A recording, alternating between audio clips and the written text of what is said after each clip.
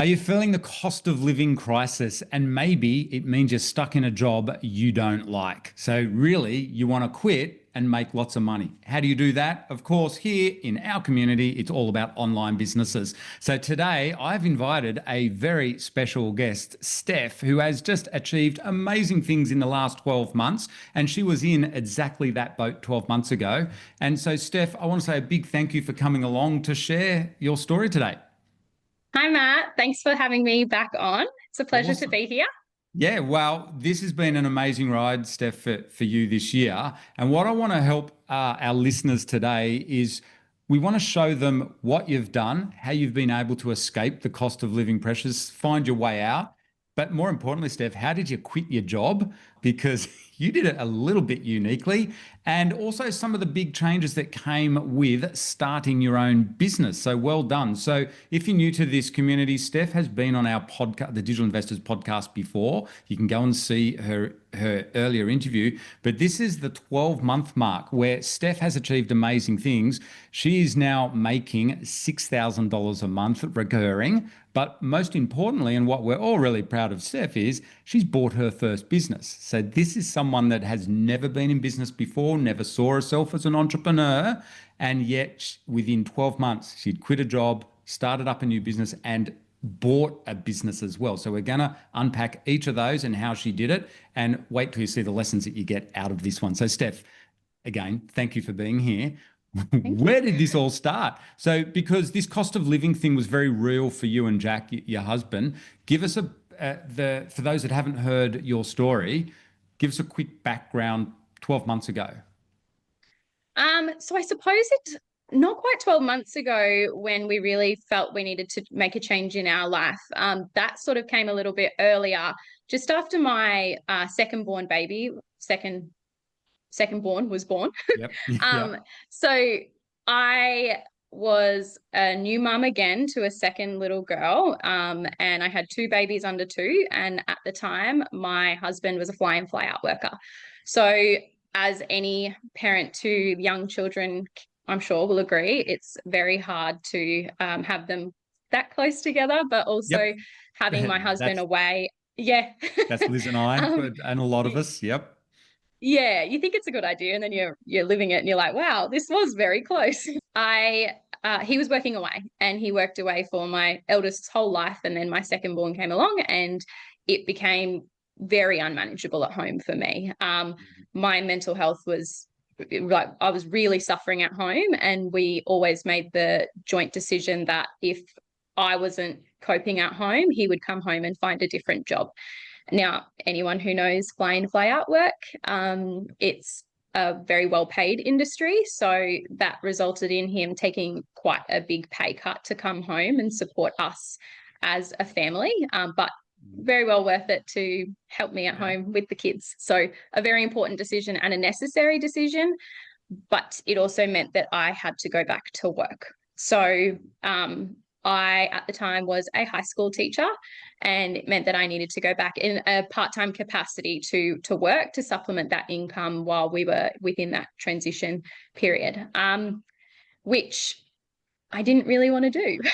No, I didn't want to. I didn't want to teach anymore. And as I mentioned on our previous podcast, teaching is an incredibly important job. And I really feel that if teachers don't want to be in that job, they shouldn't be in that job. And I felt guilty going to work because I didn't want to be there. I wanted to be at home with my kids, or I wanted to be Yeah. doing something that was really fulfilling for me. As I mentioned, my mental health was really bad. I suffered from postnatal depression, and I needed something to light me back up again. And then I found you guys. No, it's quite a small area. I'm in Harvey Bay, for anyone who knows Queensland. And it's a beautiful part of the world, but it's not there's not a lot of, I mean, Businesses. there's businesses here, but it's not like Brisbane, or it's not a capital city or anything like that. It's not like Sunshine Coast even. So yeah, so I distinctly remember the first time I heard about you and Liz, and it was my eldest brother called me. And I remember because I had my 6-week-old baby, and I was on my way to go into my first eyebrow appointment Okay. postpartum. Yeah. And he called me and he's like, you've got to hear about this amazing course that you can do. Like, it's incredible. Like, people have this amazing success. And I was like, respectfully, I am drowning here Yeah. with a newborn and I just want to get my eyebrows done. But Priorities, it Steph. really, yeah, it really resonated with me, and I kept thinking about it. And at this point, I knew something had to give with Jack coming home, my husband coming home from his fly in, fly out job. And it played on my mind for a lot. And then it got to the point when Jack was coming home, and I was like, what are we going to do here? How are we going to supplement this income? And I'm going to need to do something new. Like, why not? I was born with that, like, why not gene? Like, why not have a go? So Yeah. I did. And yeah, it's led me to a very cool place, I think. So yeah. Okay. Yeah. And because look at now, obviously you've replaced your part-time teacher role because teachers are Yeah. pretty well paid in Australia, aren't they? Yeah. If you're Yeah. doing it So part-time, you guys can earn good money. yes. Yeah. I was on the wage was fine. It was never really about the money for me. I mean, Awesome. now seeing that I can make money for myself has been incredible because, like you mentioned, I don't come from a background of business. I know nothing about business. I don't have anyone who's in business in my family. I just started from scratch. Yeah. And yeah, I just couldn't believe that I could do something and offer someone something of value that they would give me money for it, for something that I could do for them. It just blew my mind. So Yeah, that's cool. So you're used to swapping time for money and working for a yeah, wage. And that's not what anymore. I'm not. No. no, not anymore. No, no, no. So pre Steph, Yeah. where and obviously we'll come back to the mental health changes as well that Yeah. becoming an entrepreneur has helped you with. What was one of the key Yeah, things that you did straight well, away? I just quit. Yeah, okay. Thank you, Steph. I actually started calling my teaching job my side gig. I would joke with my brothers and Okay. husband. I'd go, I'm going to my side gig today, but don't worry, I'll be building websites Yeah. at night. And I just I really just had this strong feeling that I needed to throw everything at this. So I spoke with my husband and said, I think I should quit my job, and he just backs me with whatever I say. So he's like, yeah, he works. He's so amazing. He worked overtime and weekends and just to sort of help with supplementing the income so that I could really start focusing on this. And I quit my job in December of last year. I got my first paid job in November of last year, and I quit my Yeah. job in December. And then I had school holidays with no income Oh, because as a teacher, like, yeah. so we were struggling financially, but we knew that this was going to have legs, and I was going to make it happen no matter what. So I said, quit the job, burn the ships. There's no plan B. I'm not going back. Sure. I can remember that coaching call where Steph said to me, Matt, there is no plan B. I've literally quit. And I was like, you're not meant to do that early. Let's say, Steph, you'd only had one paid job. So go, Jack, for backing you. And I do want to share that with everyone. Sometimes this is what it takes. So you've got Jack, your husband, who's 100% committed to this as well. And why are you two so committed to this? Because you mentioned to me before, like for you guys as millennials, do we call you that, Steph? The cost of living, it's not like in the good old days where you could just live on one wage. What, that's a gutsy move, right? To quit a, in inverted commas, safe, secure job like a teacher in a regional town too. Yeah, what was the driver there?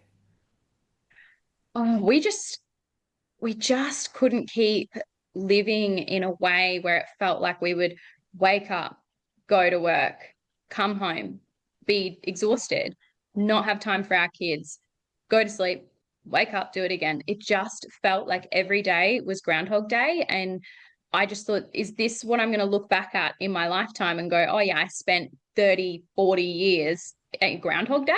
Like, I couldn't do it anymore. So we just needed something to change. And my husband said the same thing. He's like, back in the good old days, you could have someone at home and Yeah. someone else would go to work and you could afford things and you could go on like a family holiday a year and you'd have a roof over your head. And now it's both parents have to be working, the kids are in daycare. Um, and we Yep. knew that we didn't want to have one of or both of us outside of the home all the time. And I Good. think that Yeah. probably stemmed from Jack being a fly and fly out worker. It was really important to us that the kids had at least one person home all the time. And then when I had to go back to work, that had to change. And I just wasn't living life with purpose. I really felt like I was just going to a job that didn't fulfill me anymore, going through the motions, and I just needed something to light myself back up again. Like I'm a very creative person. I'm a someone who I love talking to people. And like, yeah, I was talking to high school kids, but it's really Yeah. different to talking to business people and talking to them about what lights them up and seeing how Yeah. enthusiastic they are about what they do. And yeah, it's been like I'm just like a whole different person. I don't even know how to describe it. Yeah. So for another person, you know a lot of people in our community, right? So it's not just millennials. Obviously, there's a lot of older people too who are going through that. They're burnt out. Like I said at the beginning of this podcast, a lot of people, it is surprising, isn't it, Steph, once you get to know them, how many people are just fully burnt out, and they're going to resonate Yeah. with this. What's your advice to them? And by the way, neither Steph nor I are giving financial advice here, but what's your like your personal experience when you look back at this year?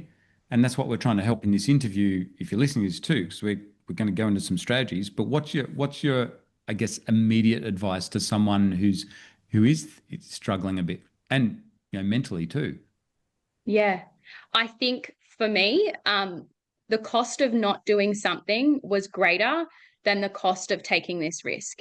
The cost of Mm. me being in a job that didn't fulfill me, that didn't bring joy to me anymore, um, and we didn't have money to go on holidays. We didn't have money to be able to take the kids to go visit their cousins who live 5 hours away for a holiday. Like Yeah.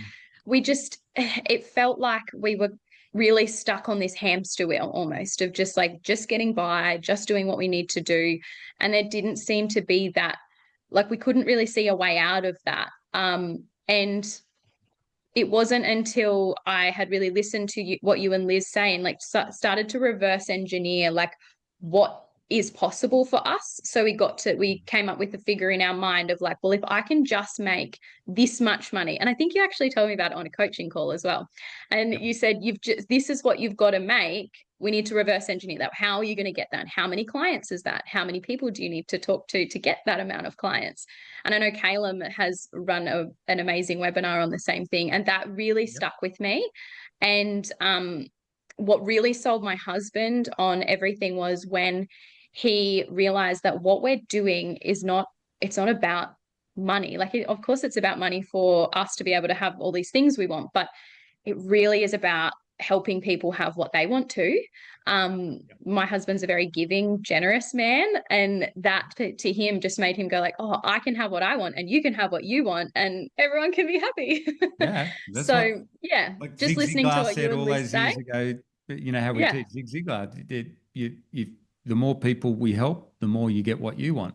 You more, yeah, so, and that's what you found in business then? yeah.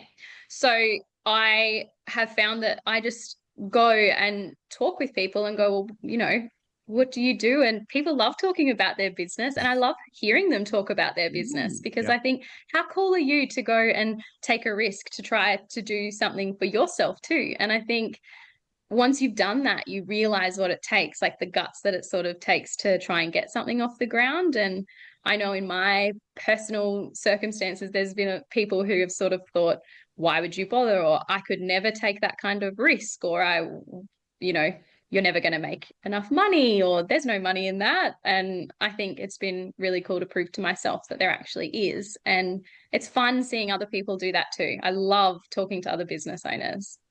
And look at the outcomes now. So this is fantastic. And so what I want to point out for you listening to this is Steph was very driven, in my opinion, and Jack, your husband as well. You two obviously really did want to make a change. Like you said, you felt like you're on this hamster wheel, like Groundhog Day, just constantly turning up. So that's why, and we don't generally recommend you just quit your jobs, by the way, if you're new to this, but Steph did, and that's their decision, and it's worked out. And that's why we're doing this podcast, so you can learn from what Steph did. So quitting your job. So the other key thing that you did, so you did two key things. You quit your job with the full backing of your husband, though, who also had quit his high paid job to come back home to look after you and the kids. So go, Jack. So money was really, really tight. This wasn't an easy decision for you two. I remember when I was coaching you, it was pretty up and down money financially. Let's just say that. And Yeah, Steph, more a lot. down than up, Matt. Like more down than up. We were not doing good. Yeah. Yeah. So hats off to you because this is what we say to people too. Why the hell wouldn't you back yourself in this day and age? Because the upside is huge. You can't go, well, you can keep going backwards, I suppose. But if you're out there having a go, the upside in business is massive. You're not swapping time for money anymore once it starts to work. And the good news is it did start to work for you. So what was the primary business strategy that you used? So that your first strategy was you quit. What's the primary business strategy that you used? Just in case people haven't heard the other podcast. Talk to everyone. Talked it. No, And but the monetization. So you know how we teach buying and selling websites, but also digital yeah, agency. Just the base strategy. What's the main one that you decide to focus on? agency. Yeah. Yeah.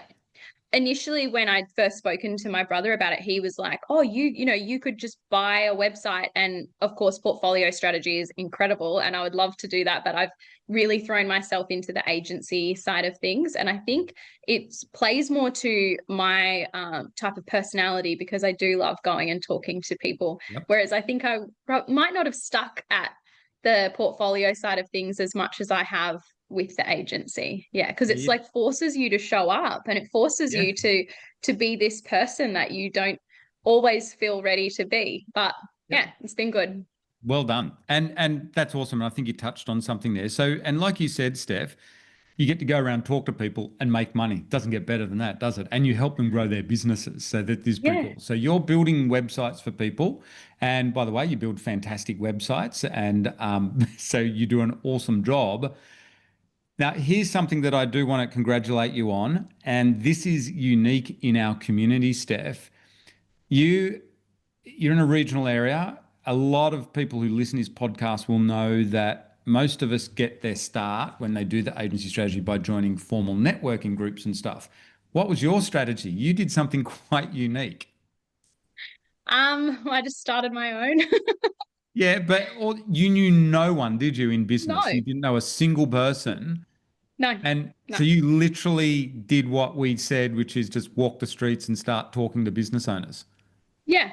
Yeah. So I remember hearing I think it was Amish did the same thing. Yeah, He the just Mission walked Avni. around and dropped out flyers. And I thought, you know what? Top If flyers. Yep, Amish can do it and look at where they are, why not? amazing. So I just and it was so hard. I do think like maybe people think because I do like talking to people that it would be easy for me. I genuinely felt sick to my stomach because I felt like who am I to walk into someone's business, bother them in the middle of their day and try and sell them something? And then I just had to change that because I'm like, well, you're going to be really mad at yourself if you don't give it all you've got. So I just went and did it and it worked out great. My third flyer got me a $4,000 job. So Wow. yeah, Right. So, and we should share. So, if you're new to this, you should go and check out Emission Avni's interview because yeah, they're our students who hit a million, not just $1 million agency valuation, but $1 million income within 3 or 4 years. So, of doing this strategy. And I think that's, Emission Avni, hats off to you both. But I want to say hats off to you too, Steph, because you're doing this by yourself. And so, you ran everything yourself here in this first year. Is that correct? So you yes, would get yeah, the client everything. and Yeah, build the website, and then you go back out on the streets again, door knocking and saying, "Hey, do you want to?" and letter yeah, dropping, and that yeah. that's amazing. Yeah, and I would take myself to the Chamber of Commerce meetings, but Good. that was it was so daunting. I was so nervous, and I thought like I would recognize people who I'd taught their children, and I was like, they're gonna look at me and think, what is this chick doing Okay. here? So Wow. I just All and they right. never did. They didn't remember me. So Yeah. So um, full on mindset stuff though, that is important. That's really cool. So you had a lot of fears around, being known in a small regional area. You were once upon it, well, not long ago, like literally weeks ago, you were a school teacher, and now you're in a chamber of commerce, talking about websites and ranking their businesses on Google and stuff. That is so yeah. cool. And Okay. it's pretty cool because today I had like a full circle moment because I have also launched, well, we're almost about to launch my own BNI in my area because we don't have one. So I was like, well, Yeah. I'll just make that myself. And Awesome. I had a visitor come today and she's like, how do I know you? And I was like, I taught your daughter in primary school. Wow. But I Okay. wasn't nervous to tell her this time. Like I was Yeah. like, I am a web designer now. So I felt so much more confident in what I do, even just after like I think I went to my first Chamber of Commerce meeting in December of last year. Yeah. So, so throughout So this, then, would you say you've had imposter syndrome? yeah, of course. I would I would walk into these businesses, Matt, and I would just like I walked into panel beaters workshops and like knocked on the door, like, hello, can I help you with your website?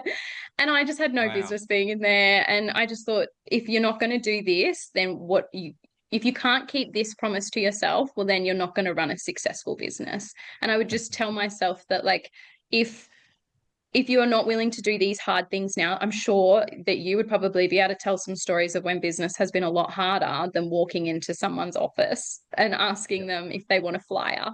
So I Yep. just always kept that in the back of my mind that what I do now, future me will thank me for, and it'll be a lesson. And, you can only grow from there.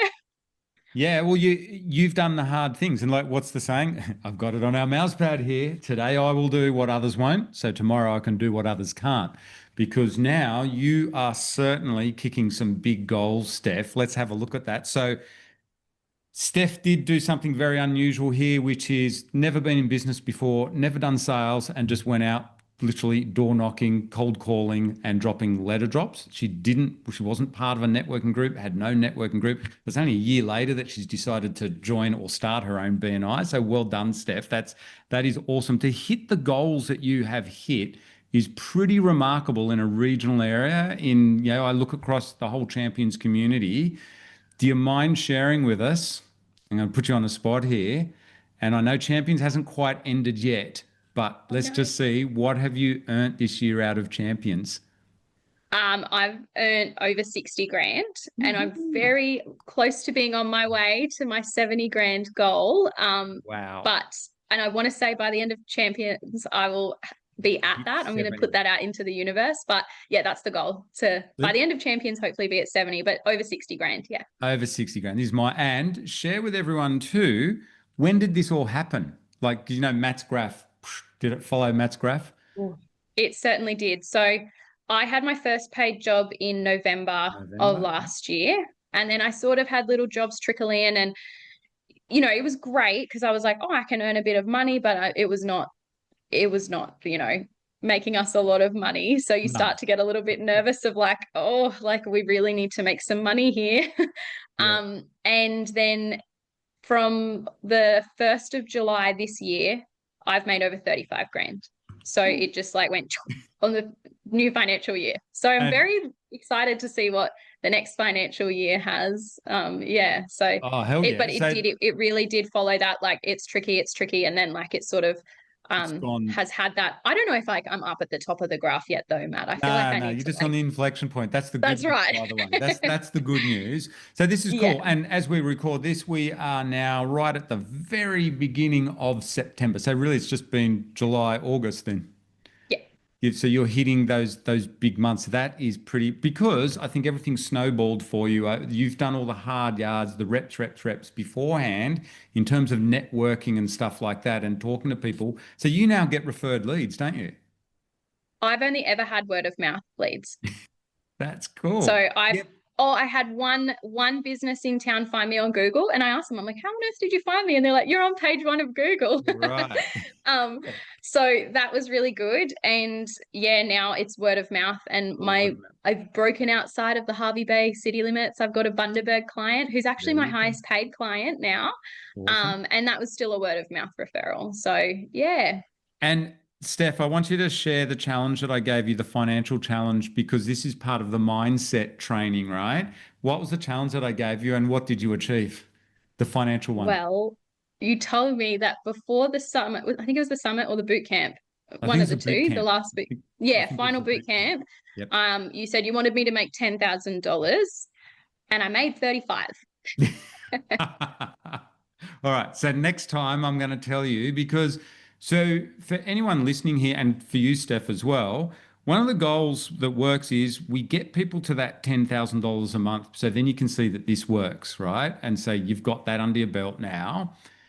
What's your actual goal in terms? So I mentioned at the beginning of this podcast, you're doing regularly around 6 grand a month recurring. That's obviously going to change a lot because things are taking off now. So and also because of the agency that you've bought. But what what's your actual goal that I gave you? So you better know it. So what's your monthly goal that you're going to shoot for? Well, I'm going to do it publicly here. I reckon you should be going for this year, like a This mission year. admin. Well, Pardon? I always said from the very beginning of Champions, I don't know what it was, but I want to make that $30,000 a Good. month. Yep. Um, I just, I don't know what it is. It's just 30K months just sounds nice, right? Like, doesn't that Yep. sound good? I want to do Well, 30K months. And um, on the mindset, I was when I felt that sort of starting to take off a little bit, it was when I was so focused on mindset. It had not, I didn't do anything different really in terms of my strategy around finding clients. It was solely, it's like something inside me shifted a little. And I would do what you say. I'd walk around. My husband and I would drive around like the fancier neighborhoods in town. We would go look at, we've got this dream house that we drive past and we're like, that'll be our house one day. And the dream boat in the marina and like look at holidays that we're going to go on and talk like we're going on them. Like, yeah, we'll be doing that, you good. know, and plan it in. And that's sort of when it started to take off. So I think it really was that mindset. But Nice. yeah, 30K months. I would love to get to Yeah. 30K months. And that's what I suggested to Steph and to all champions and to anyone listening is 30K a month. Why 30K a month? Because that is $1 million asset. When you hit that, as one of the brokers that we interviewed, Greg Elfrink from Empire Flippers said, you hit 30 grand a month recurring in, especially in a digital agency, you're pretty much guaranteed $1 million sale. I'm going to say you're not allowed to say guaranteed, are you? But basically, it's $1 million asset in this current market. They're selling pretty well. So, and you're already well and truly on your way there. And the other thing that I will point out too, Steph, it's something that we love getting people to do. Like I told you, go and walk around in every area, no matter where you live. If you live, so Liz and I have lived in very low socio-economic areas. We always made a point of finding the wealthy streets. There's always a wealthy street somewhere. Go and walk up and down it, get to know every house and go, one day I'm going to own that and things. And in Harvey Bay, of course, you've got the marina there with beautiful boats. So it's easy to do in Harvey Bay. So well done on doing that. And congratulations. I think, you know, you're well and truly on your way. Let's now look at mindset. I think this is an important part of your journey, and I do want to. You've touched on it a lot that where the space where you're at. What are some of the changes now that you've got this? Obviously, look at you. You know, you're looking super happy and very, very. You know, we're here to celebrate. Part of the reason we're Yeah. recording this is to celebrate this major milestone in life where you have hit those first financial goals. Well done, mission accomplished. So, what's the mindset changes that have happened this year, and from owning your own business too, and quitting your job, stepping out, proving that you can do it? Where are you at now? Oh, I think that the biggest thing is I realize there's no glass ceiling anymore. Like there's no glass ceiling around what I can earn or the only thing stopping me is me. If I, stop going out and trying to get leads or stop learning and um, yeah, I have such a belief in what I can do now. like I said, I was just really living a life where I really didn't feel like there was a great amount of purpose in my day. And now I wake up and I'm like, well, what am I going to do to move that needle closer to who I want to be? Because like I can visualize this person and this life that we're going to live, Yeah. and I just know that I have the roadmap to get there now. That's what this program has given me, and I'm so grateful. I will be forever grateful to you and Liz and all the coaches and Tony and Jen and everyone else behind the scenes, because yeah, it's really changed our life, and it's changed not only my life but in turn the lives of my children, because they have a happier mother. They've got a mum who, like, I want to spend time with them at home, and they know that when I'm going to work, I'm going to work because we want to have amazing things and we want to go on beautiful holidays, and they know that I'm lit up by my work, which I think is really important for kids to see. Like I don't ever say like I don't want to go to work or I don't want to be doing this. I'd rather, be at home, because that's not always true. Like I do want to be doing this. I love what I do now and I love what it can provide my family. And now the next goal, the 30K months goal, will be to retire my husband. So Yeah. that's the Ooh. mindset of like I get to retire my husband, which Yep. I would never in my whole life have ever thought that there's the possibility that I could out earn my husband. And I Wow. know a lot of women my age would feel the same, Yep.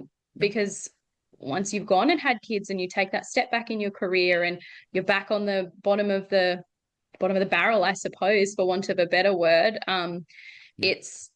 it's like, well, I'm going to have to rely on this other person to always pick up the slack with the finances, but that's not going to be our story anymore. Mm. So to the point where Jack wants to join the family business. Yeah. See? So because he can see it too. Yeah, which is amazing, because growing up I never saw any women in my life earn their own money, let alone earn more money than their husband. So Wow. yeah. Yeah. And, I don't think us guys appreciate that, like, truly appreciate that. And so if you're listening to this, male or female, listen, I hope you're seriously inspired by Steph's story. You can do it. And Yeah. Steph, you'd be amazed at how many women on our program tell us that's one of their key goals is to get their hubby out of the job that he's burnt out and not happy with and stuff like that. And so that's why I think we do see so many couples working on this, like, normally there's one main driver, and it's often, as you know, a lot of women are doing. I think of Jing. Remember Jing? Yeah. She got Matt out of his job, and Yeah. so it's pretty cool. So Steph, you've done it. You've blitzed it. I think what we're going to have to do here, Steph, we're going to have to leave our listeners in suspense because I want to do a part two interview with you, a really special one because it's a story in and of itself, and that is your recent acquisition. Talk about, Yeah. never been in business before. Steph is now becoming this full-on local legend entrepreneur. She's buying up agencies and businesses, and I'm exaggerating a little bit, but it is a really cool story. So what we'll do is stay tuned. We will be doing another podcast interview with the amazing Steph to hear, and it's really worth hearing her stories. A lot of lessons in how she's acquired this business and why. So we'll keep you in suspense for that. Today's podcast, I think, and interview, I want to say a big thank you, Steph, because it looks like what we've really focused on here today, and I really wanted you to thank you so much for being so open and sharing your personal story, like the mindset changes that have been massive, and where you were. There'll be a lot of mums that resonate with that, and I think you've just gone and shown hope for you can change your life for anyone out there. So thank you, Steph, for coming along today and sharing your amazing story. Thanks for having me. It's been wonderful. And thanks again to you and Liz and everyone at eBusiness. It's been fantastic. So I really appreciate all your help. And if you want to get started, of course, where Steph started, go and listen to our free masterclass. That's where her brother's journey started, who then told Steph about us. So funny how the world works. But we'll see you on the next podcast. Make sure you listen to the next podcast that we're going to do with Steph, where we interview her about her business acquisition.